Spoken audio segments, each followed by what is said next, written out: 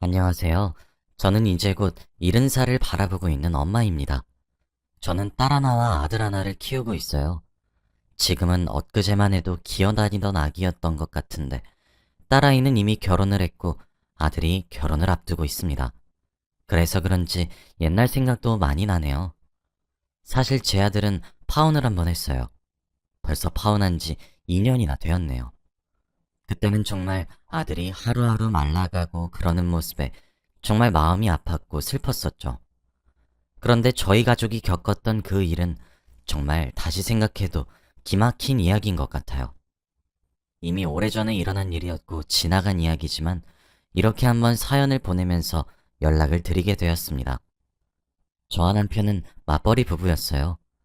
저희 부부에게는 시댁이 없어요. 남편이 어렸을 때 시아버님께서 사고로 청년이 되었을 땐 병으로 두 분 다 돌아가셨고 남편은 외동이라 아무도 없죠. 그래서 제 친정 부모님을 자신의 부모라 여겼습니다.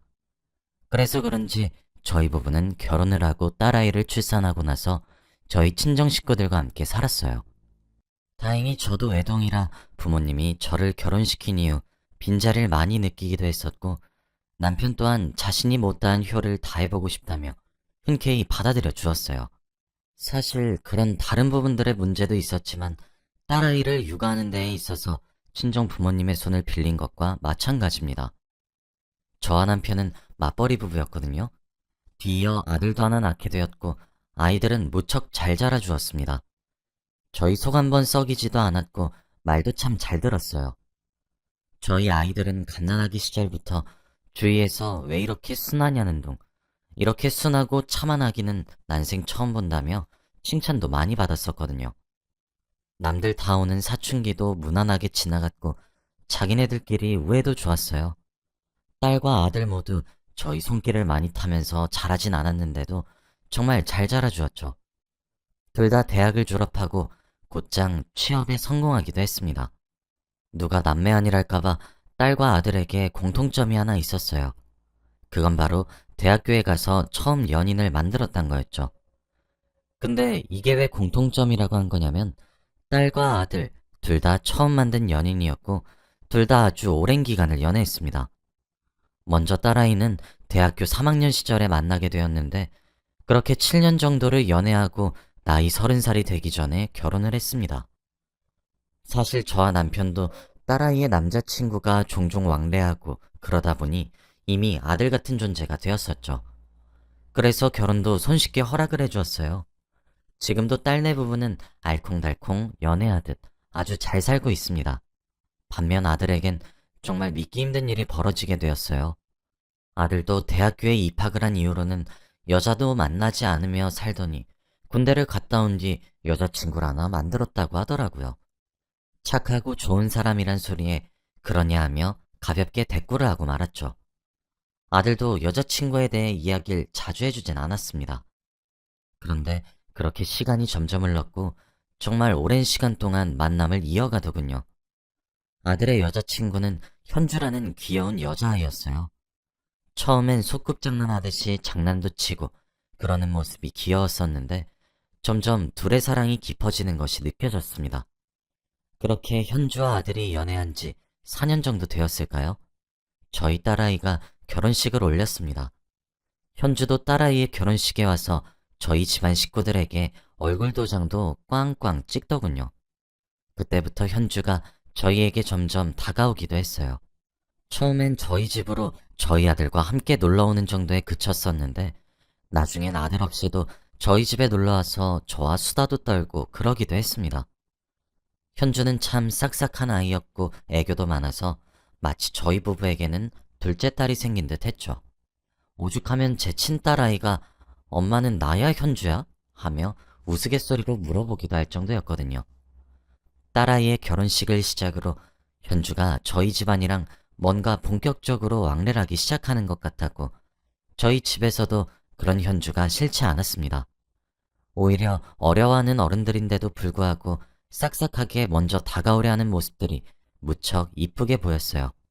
그렇게 시간이 흘렀습니다. 제 아들과 현주는 10년이란 시간 동안 만나게 되었어요. 당연히 그렇게 오랜 기간을 사랑하고 있는 걸 보니 양가에서도 계속해서 결혼은 언제 할 것이냐는 질문을 많이 했죠. 물론 저도 많이 했습니다. 제 배아파 낳은 자식들이긴 하지만 남매 중에서도 유달리 제 아들은 정말 감수성이 예민하고 감정이 풍부한 아이입니다. 섬세하며 예민하고 자신이 생각하는 로망과 꿈을 꾸는 듯한 이상이 가득한 아이예요. 그래서 아들은 자신이 처음 만난 첫 여자와 오랜 기간 사랑을 쌓고 결국 결혼을 해 아이까지 낳고 행복하게 잘 사는 것이 자신의 로망이라고 하더군요. 그래서 제 질문에 제대로 답도 해주지 않았습니다. 아직 프로포즈도 못했다 둘러대면서 말이에요. 그러던 어느 날 아들이 방방거리는 듯하고 들뜬 듯해 보이는 모습으로 저를 급하게 찾더라고요. 놀라서 아들을 마중 나왔더니 제게 말하더라고요. 오늘 프로포즈를 했는데 현주가 받아주었다고 말이에요. 그렇게 저를 얼싸안고 너무 행복해서 비명이 다 나올 것 같다던 아들의 모습에 저희 가족들 모두 축하해 주었고 상견례도 일사천리로 진행되었습니다. 사실 말이 상견례인 거지 오랜 기간 연애하고 드디어 결혼을 하게 된 거라며 양가에서 하하호호 웃으며 서로 덕담만 오고 갔습니다. 그렇게 하나씩 결혼 준비가 착착 진행이 되고 있었어요. 신혼집에 계약금을 걸었고 혼수품들을 미리 받으며 결제까지 했죠. 계약할 신혼집에 그대로 배달만 오면 되는 상태였습니다. 드레스와 턱시도를 받고 예단과 예물들을 서로 주고받았어요. 청첩장도 찍었죠. 그렇게 몇 달 결혼 준비를 했는데 그 시간들은 마치 아들에게 꿈처럼 달콤한 시간이었습니다. 제 아들에게 불행은 예기치 않게 찾아왔어요. 청첩장에 인쇄한 잉크가 다 마르기도 전에 믿기 힘든 일이 생겨버린 것이었죠. 저와 남편 둘 다 집안의 내력인지 모르겠지만 술을 전혀 못합니다. 아예 입에도 대지 않아요. 저희를 닮아서 아들과 딸 둘 다 그렇습니다. 저희 집안 사람들 모두가 술을 하나도 못해요. 그런데 하루는 한창 즐겁게 지내야 할 아들이 사위의 부축을 받으며 저희 딸과 함께 집으로 들어오는 것이 아니겠어요? 저는 그런 모습을 살면서 처음 봐서 당연히 정말 깜짝 놀랐습니다. 술주정을 부리는 아들의 모습이 매우 낯설었거든요. 딸과 사이를 닥달하니 오늘은 자고 갈 테니 내일 다시 이야기하자며 말을 아끼더군요. 정말 걱정이 되었어요. 그렇게 하루가 지나갔고 다음날 아들에게 들었던 말에 저는 정말 뒷목을 잡았습니다. 행복한 결혼식을 앞두고 아들이 우울한 이유는 어느 연락 한 통 때문이었거든요. 아들의 말은 이러했습니다. 여느 날과 다름없이 현주를 만나러 갔는데 아들은 현주로부터 아주 끔찍한 사실을 알게 되었다고 해요. 그날은 현주의 분위기도 다른 날과 너무도 달랐다고 합니다. 멍하니 앉아있던 현주는 제 아들이 나타나자마자 눈이 빠져라 노려보기 시작했고 이내 눈물을 펑펑 쏟더랍니다. 당황한 아들은 무슨 일이냐며 현주를 계속 달랬는데 현주가 글쎄 제 아들에게 자신의 휴대폰을 집어던졌다고 해요. 뭔가 싶어서 던진 휴대폰을 주워들고 그 안을 살펴보니 어떤 대화창이 하나 떠 있었다고 하더군요. 요즘엔 카카오톡 같은 것도 대화를 주고받을 수 있지만 그 외에도 다른 어플들과 SNS들이 활발해서 그런 것들로 대화를 주고받을 수 있더라고요. 현주는 그 중에서도 SNS의 대화 내용이었죠. 그러나 대화 내용은 그냥 넘길 수 있는 대화가 아니었습니다. 상대방은 현주에게 무턱대고 제 아들의 아이를 낳아 기르고 있으니 결혼을 하지 말라며 자신이 배아파 낳은 아이의 아버지를 빼앗아가지 말라는 등등 당최 알 수 없는 얘기들만 했다고 합니다. 당연히 제 아들은 영문을 모르죠. 현주는 그런 제 아들에게 계속해서 이런 연락들을 받았지만 요즘 횟수가 더욱 빈번해지고 있고 정말 제 아들의 측근 사람들만 알 법한 이야기라니까 계속 의심이 된다고 하며 엉엉 울었다고 하더라고요. 당연히 제 아들도 아니라고 완강히 부정했어요. 아들도 처음엔 그때 그 일이 이렇게까지 커질 일이라고 생각조차 못했다고 합니다. 그런데 현주가 제 아들에게 털어놓은 그날 이후부터 점점 협박과 저주의 강도가 커졌습니다. 아이 아버지를 빼앗아가고 얼마나 잘 사는지 보겠다는 등 현주를 향한 독설을 상대는 서슴지 않더군요. 하지만 제 아들은 억울했습니다. 제 아들은 정말 한눈을 팔지 않았다고 저는 정말 믿었거든요. 점점 심해지는 협박성 발언들과 빈번해지는 횟수에 아들은 점차 말라가기 시작했어요.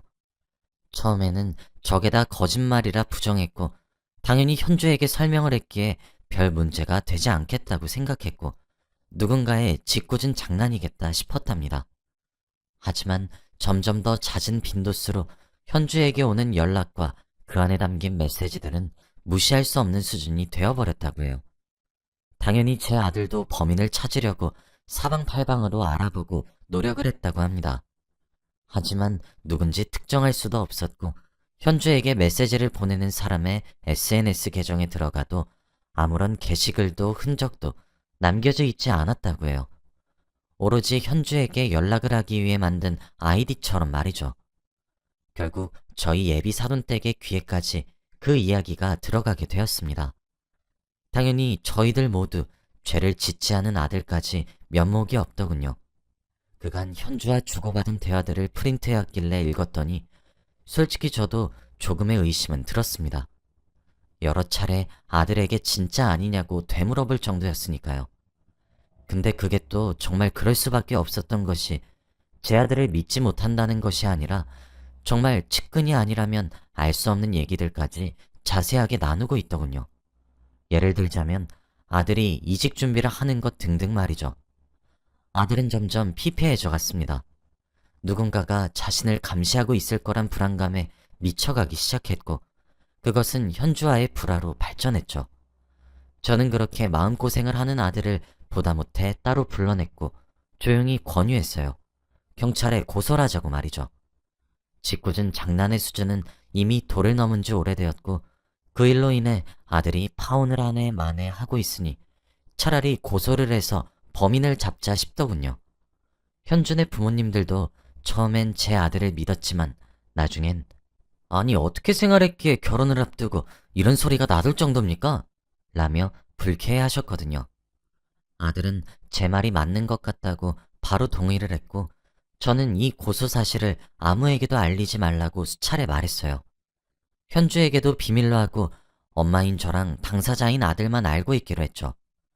당연히 범인은 잡히지 않았고, 그럼에도 불구하고 지속적으로 오는 메시지들에 결국 아들의 결혼은 미뤄졌습니다.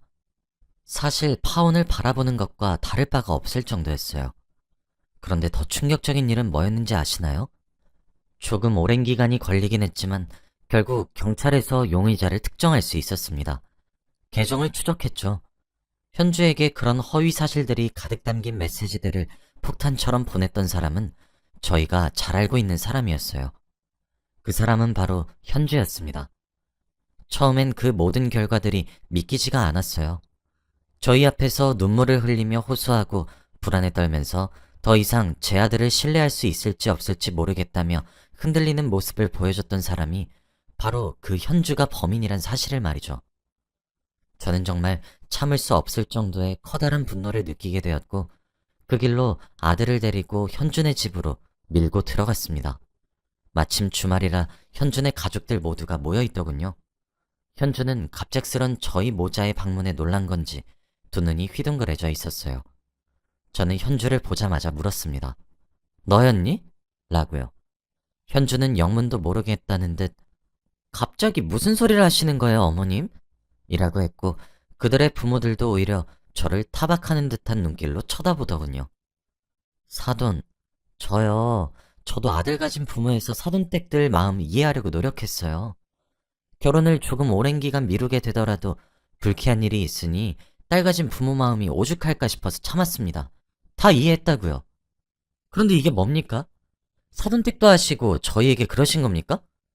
현주가 받았던 그 메시지들 전부 현주가 보낸 거잖아요.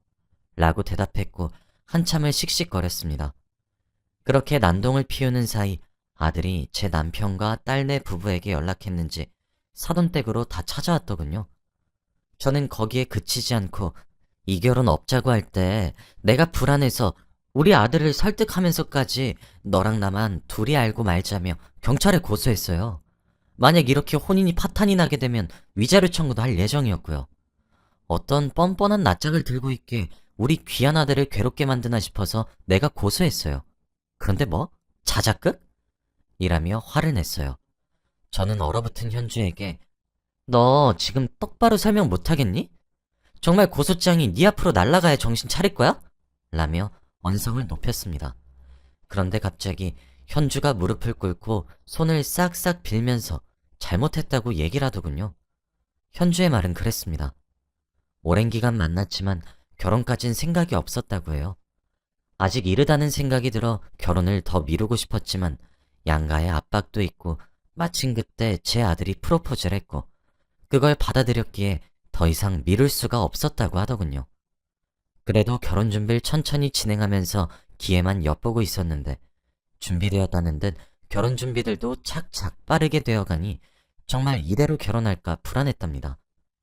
주위에서 결혼을 해야 된다는 분위기를 조성하고 몰아가고 자신은 아직 더 놀고 싶고 다른 사람들도 만나고 싶었는데 이미 겹치는 지인들이 지천에 널려있고 주변 기대에 부응하기엔 너무 힘들고 지쳤대요.